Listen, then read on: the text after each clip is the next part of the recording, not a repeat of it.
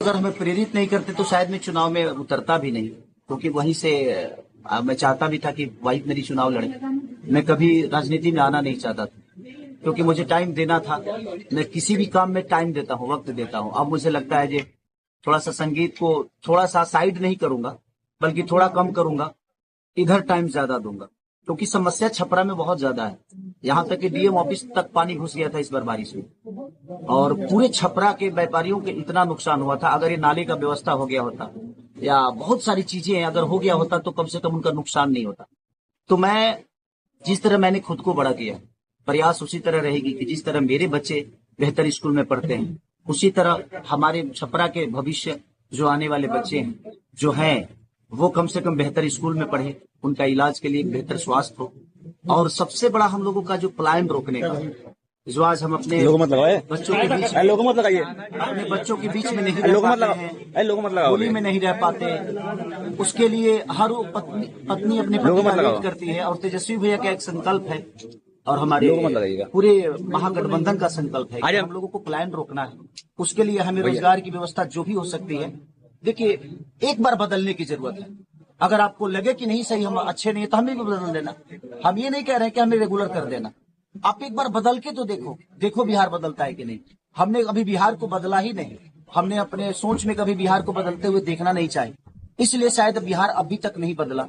और हमारे तेजस्वी भैया का ये संकल्प है और हमारे पूरे महागठबंधन का संकल्प, और मुझे लगता है कि पूरे बिहार का ये संकल्प है कि हम लोग बेरोजगारी से बहुत जूझ रहे हैं। बिहारी शब्द जब आता है तो लोग गाली के हिसाब से उसको लेते हैं। हम हर शहर में जाकर मजदूरी करते हैं और हमें दुनिया मजदूर समझती है। अगर हम अपने शहर में अपने घर में मजदूरी करेंगे ना, तो हमें लोग मजदूर नहीं, हमें अपने घर के ही लोग हमें मेहनती बोलेंगे। और शाम को अपने पिता के साथ अपने पिता का आशीर्वाद लेंगे, अपने पत्नी का प्यार पाएंगे, अपने बच्चों को धुतकारेंगे, अपने बच्चों को प्यार भी करेंगे, मारेंगे भी, सब करेंगे, अपने बच्चों के साथ रहेंगे। और शायद हम लोग का जीवन अपने फैमिली के साथ, और ये बिहार एक नया बिहार की तरफ जा रहा है। और हम लोग प्रयास कर रहे हैं, क्योंकि मैंने अपने जीवन में कोशिश की है, और जहां मैंने कोशिश की वहां मैं आज तक जीता ही। तो बस प्रयास है सबका।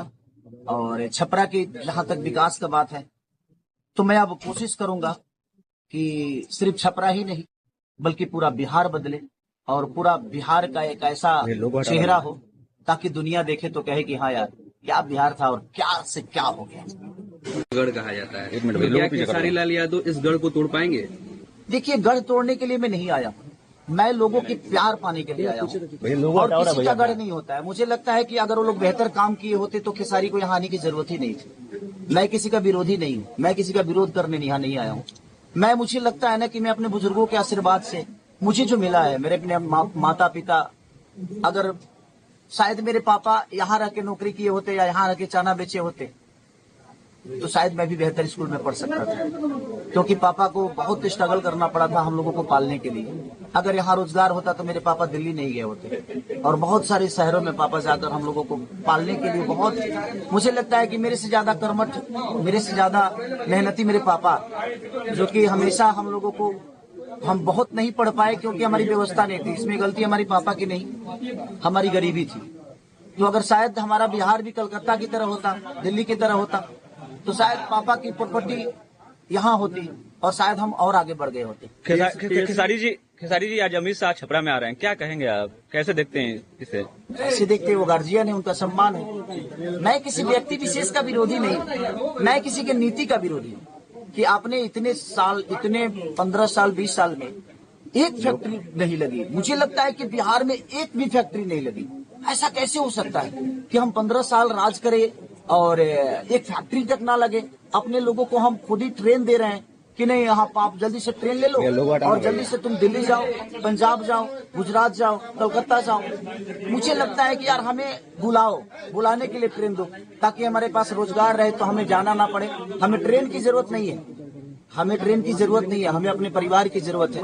अगर हम यहाँ 15,000 भी कमाएंगे तो मुझे लगता है कि उसमें से हम 12,000 बचा लेंगे, क्योंकि ना हमें रूम किराया देना है और ना ही हमें राशन खरीदना है। तो कहने का मतलब आपको मजदूर, यहाँ के नागरिकों को मजदूर बनाया जा रहा है? बिल्कुल जानबूझ के सरकार द्वारा मजदूर बनाया जा रहा है। अगर व्यवस्था आज 15 साल में लोग कहते हैं जंगल राज, सर जंगल राज था ही नहीं। इन लोगों ने इतना जंगल राज बोल दिया ना कि हमारे बिहार बदनाम हो गया। आज भी जंगले राज है भाई। आप तो 15 साल से हो ना, तो आपने कहाँ बदल दिया?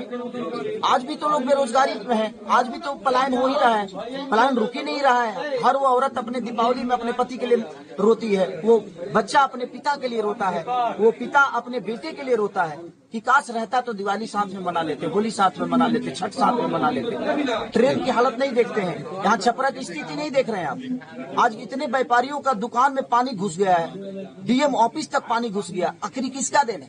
कहीं ना कहीं सरकार का ही देने कि अगर आप बरसात से पहले या अगर ये व्यवस्था आप कर देती तो शायद हमको नहीं लगता है कि व्यापारियों का वो दुकान नुकसान होता, उनका सामान नुकसान होता।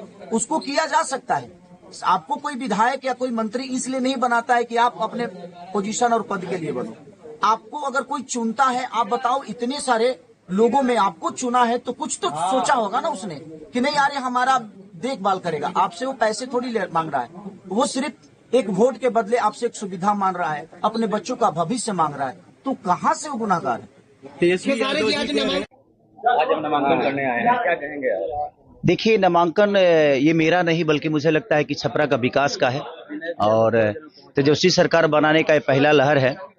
और हमारे जितने भी यहाँ के लोग हैं, सबसे पहले तो मैं माझी के जनता को धन्यवाद देना चाहूंगा, क्योंकि अगर वो लोग मुझे प्रेरित